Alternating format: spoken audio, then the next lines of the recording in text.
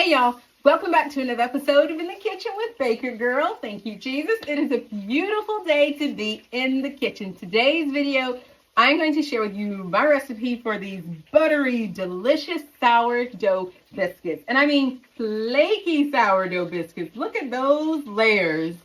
So stay tuned for that video. The recipe is included in the description box.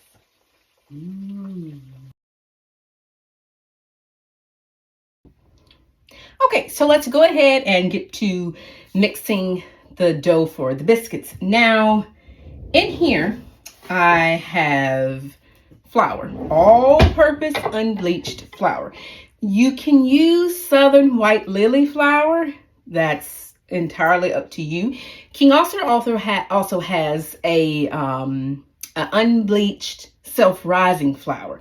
You can also use that. Since I don't keep self-rising flour on any kind of basis, my recipe will be for plain or all-purpose flour. And because I'm not using the self-rising white lily flour, which will give you very soft biscuits, I'm actually going to add in cornstarch. And the cornstarch will give you a nice soft biscuit because cornstarch is gluten-free. And it's a pure starch. So it will give you, the starch will give you the softness without adding any extra gluten, which would kind of toughen up your biscuits. So go ahead, 64 grams, which is a half a cup of cornstarch. And to this, we need to add in our leaveners. So I'm going to add in 3 teaspoons of baking powder. Now, let me bring this over here so I'm reaching. 3 teaspoons of baking powder. So it's 1. Baking powder is 4 grams per teaspoon. So, and there we are. Okay. 3 teaspoons of baking powder. And then we'll add in 1 teaspoon of baking soda. Why both? They both do very different things. Baking powder reacts with heat and liquid. Baking soda reacts with an acid, which would in our case be the buttermilk. And also baking soda makes things brown more so than baking powder. Baking powder makes them rise very nicely, but baking soda will give you more browning.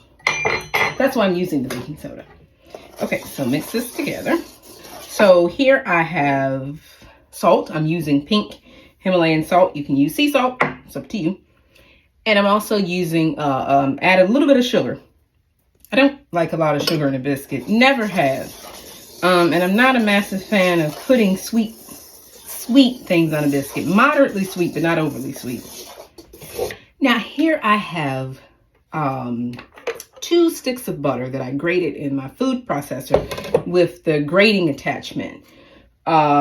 Which is very handy to have if you have one of those food processors. It looks like shredded cheese. That is exactly what it looks like. It looks just like shredded cheese. And after I finish grating it, I put it back in the freezer. So this is thoroughly frozen butter. And by the way, that's cold butter when you grate it in. And I'm going to add in, this is organic non-hydrogenated shortening. You can find this right over in the aisle where you find regular shortening. I use it. You can also use Crisco if you want to. No shame. You can use Crisco. Come on off, please. But yeah, I just prefer, and I have this in the pantry anyway, but you can use Crisco if you want to. And you know, I'm going to glove up. Not only that, without the direct contact from your bare hands, you don't run the risk of just everything totally melting. So the idea is to just rub the butter quickly into, let me step back just a little bit. Rub the butter quickly into, try not to actually smash the butter itself, just kind of mix it into the flour. My dad talks about how his grandmother would mix a dough in a giant wooden bowl. And my great grandmother Minnie, she made biscuits every single day. Daddy said all of their breads was made fresh every day. there were no leftover from like you got leftover yesterday's biscuits. No, she made everything every day from scratch. She would get up, I think she'd get up before 4 o'clock and start cooking. And she mixed everything in a giant wooden bowl. Okay. Now, as these are sourdough biscuits, I have here that I put together earlier, and I see it's risen to the top. This is going to be a bit messy to clean. But if you see here, I have a sourdough mixture. And this is what I did was I took 1 cup of the flour that goes in with the biscuits, and I mixed in some of my sourdough discard and covered it with the beeswax wrap and just let it sit until it rose. And as you can see, it's risen nicely. So I'm going to now incorporate this in with the buttermilk, because otherwise it could be hard to mix sourdough into biscuit dough without you over mixing it, or make your biscuits gummy.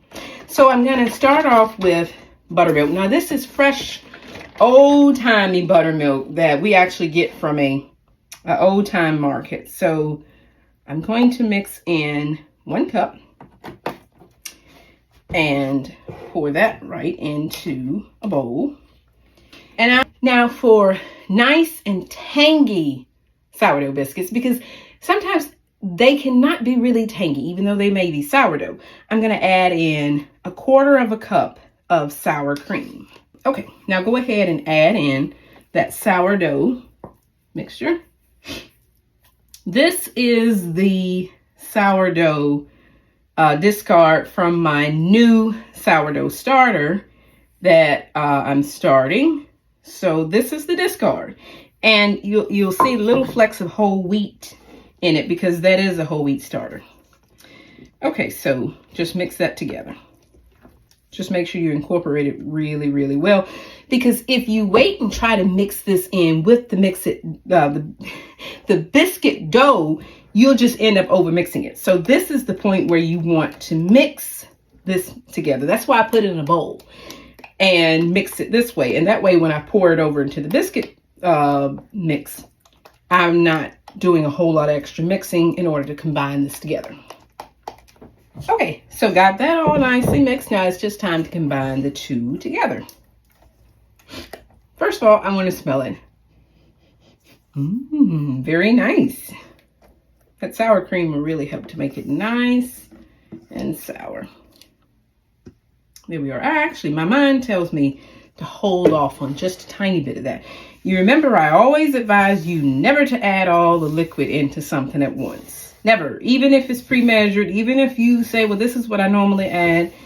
The weather changes flour, and your flour could end up absorbing sometimes less flour, liquid than it normally does. So I'm just going to hold off. Now, if you notice, I'm not necessarily mixing, I'm folding.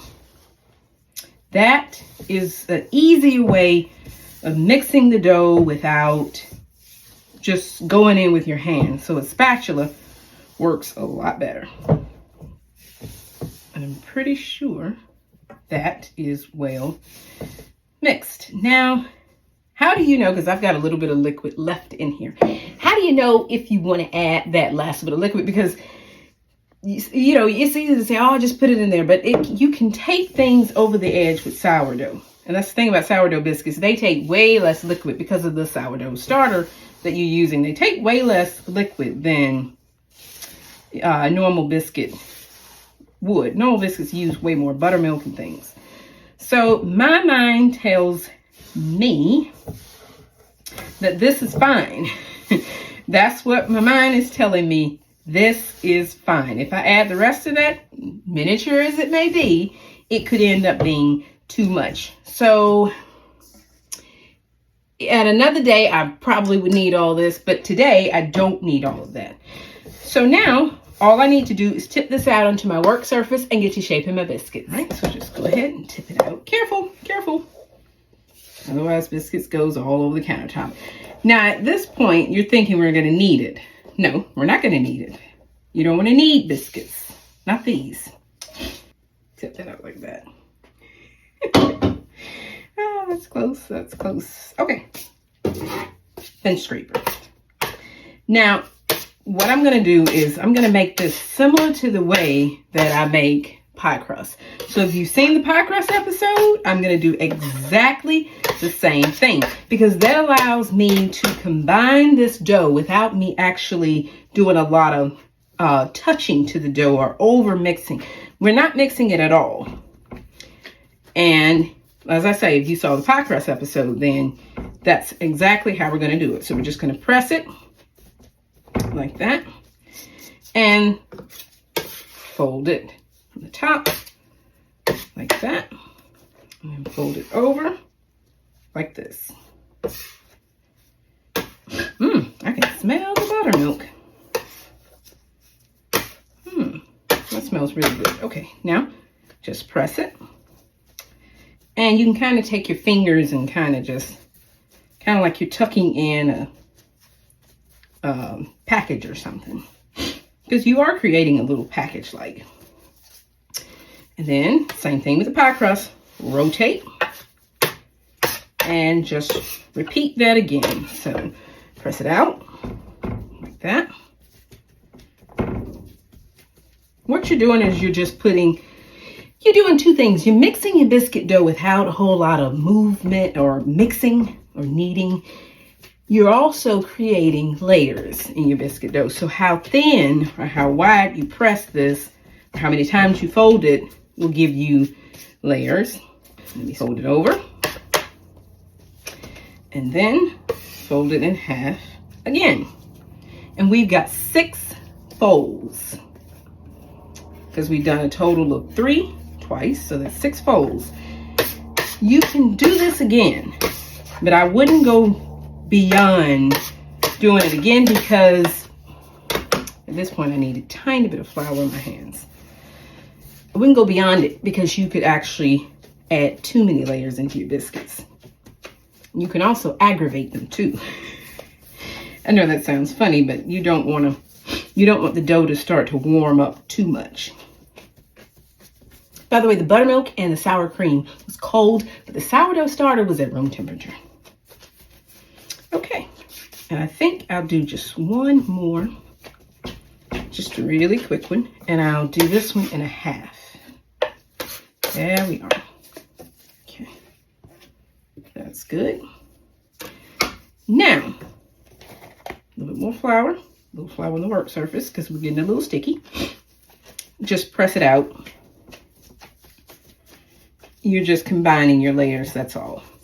Notice how I didn't add any flour in between. You want to make sure the layers don't, some biscuits can literally just come apart on their own. You don't necessarily want that. You want your layers to have a little bit of bonding, and not, like those biscuits that rise so high and they topple over. Okay, now it's time to just roll out the biscuit dough. So grab my rolling pin and a little bit of flour there. Let me actually pick this up and throw out just a little bit of flour under here. You don't need a ton of flour, mind you. Just enough. Make sure that nothing sticks. And then gently roll it out. If you see you need a little extra flour on the top, put it on there. Roll it a little bit that way, then turn and roll it a little this way. You're not mashing it. You're just gently pressing it out. And press it this way again till you get it to a reasonable length. Biscuits are very important in the South, where I come from. I mean, the measure of a good baker or a good cook, really, not necessarily a baker, but a good cook is, can she make good biscuits? If she can make good biscuits, then people, they respect everything else that she do, because she can make good biscuits. Okay, so just tidy up the edges. Now, this is where it gets a little controversial in our household, because I like square biscuits. And I always have preferred square biscuits, and others prefer round biscuits. Why I like square biscuits is because square biscuits, there's no waste. There are no scraps, none of that. round biscuits, you always have the little extra scraps. And my rolling pin decided to put itself in the dishwash. You always have those little extra scraps, which can be a little tough. So to avoid all that, I just cut out square biscuits. So that's what I'm going to do. I'm going to divide this in half. If you want square biscuits, by all means, take your biscuit cutter and do all those things. And then I'm going to divide the halves in half. Divide my halves in half. This is very seldom perfect, by the way. But that doesn't bother me. I mean, if it bothers you, it doesn't bother me though. And then I'm going to, I can either cut it into thirds or I can cut it in half. I think I am going to cut it into thirds, depending on the size of the biscuits you want. Just cut it into thirds and then thirds again. There we are. I'm just marking it off right now. Thirds again. And I can see this side of my biscuits is slightly larger than that side. But that's okay too. All right, let's go ahead and cut it out. And just when you cut, just give it a decisive cut. Don't keep going over it. That's the problem with round biscuits. You can sometimes squish them and the sides will compress together and then your biscuits won't rise properly. So here I have my baking sheet and I'm going to go ahead and place my biscuits on my baking sheet. Now, how you place your biscuits on your baking sheet does matter because the closer biscuits are to one another, the higher they rise because they give support to one another. That's the whole point, is they can kind of lean up against one another. And if they can brush up against one another, they'll rise up more. They will also be softer textured biscuits because they won't have those crisp edges because they kind of bond together when they bake. But if you prefer crunchy biscuits or thinner biscuits, by all means, put them out separate spread them out and they'll rise. They'll rise still, but they'll be a little bit more crunchy, which is the way my dad likes biscuits. He doesn't care for super tall, fluffy biscuits. If you notice, I'm arranging these on the tray in the order that I cut them. That just makes it easier for me to remember how close to put them together. So I'm actually going to scrape this off so I can set these down. Okay, there we are. Now, just make sure they're not just touching. They shouldn't necessarily be touching. You guys are a little too close. Okay. Now I'm going to cover these and put them in the refrigerator because regardless, you don't want to bake warm biscuits. The butter can flood out. So I'm going to cover these in the refrigerator and let them chill about 30 minutes. And then I'm going to preheat my oven to 425 degrees convection. If you're baking with a regular oven, you can put the oven to 450 degrees. And I'm going to have my oven rack up closer to the top than it is to the bottom. That way, if you're using a good heavy gauge baking sheet, which is what I'm using here, the bottoms is going to get good and brown anyway. You can always transfer them to the bottom of a rack. You know, when you got maybe like 10, 15 minutes, you're almost finished with the baking, 10, 15 minutes in or out. But with my oven, with the convection, they brown more evenly if I bake them closer to the top than to the bottom. So I'm just going to cover these and let them chill. And then we will bake our biscuits. Okay, so the biscuits are chilled. And I'm just going to uncover these. Save the plastic wrap. No need for single use. And they're good and cold. Yep, and they've gotten firm too. The butter has firmed up nicely. So I'm just going to brush the tops of the biscuits with butter and milk. You can use an egg wash. And that'll, especially for sourdough biscuits, that'll give you a nice brown top to your biscuits.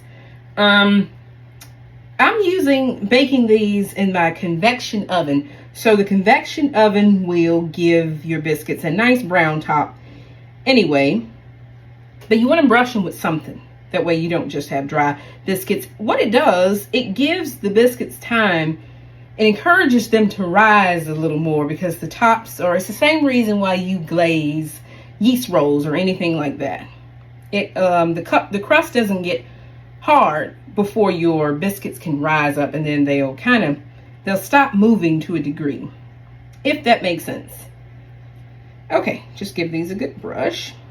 Okay, done with that. Now, get these into the oven. They're gonna bake for about 25 to 30 minutes at 425 degrees.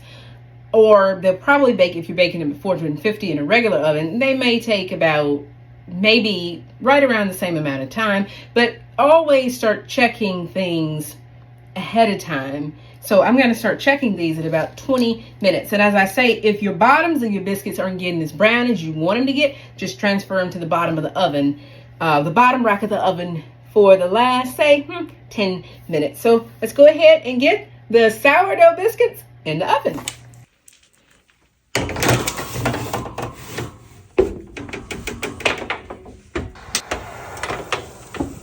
Biscuits are looking beautiful.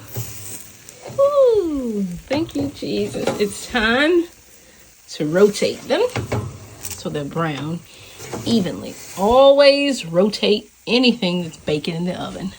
See y'all in a bit. Okay, y'all, biscuits are done and they are out of the oven, and oh boy, they look so good. They smell so good, and just look at how flaky. This one actually started to fall over. It's so flaky. Oh wow, just look at the flakiness. Thank you, Jesus. That's what you want in a good flaky, hey, these are hot. In a good flaky buttermilk biscuit. Oh wow, that looks good. Thank you, Jesus. These are going to be so good. I hope you guys enjoyed today's video. If you have, please give it a thumbs up. Don't forget to like and subscribe. And the good Lord willing, I will see you guys again in another episode. In the meantime, take care, y'all. Go bake some biscuits.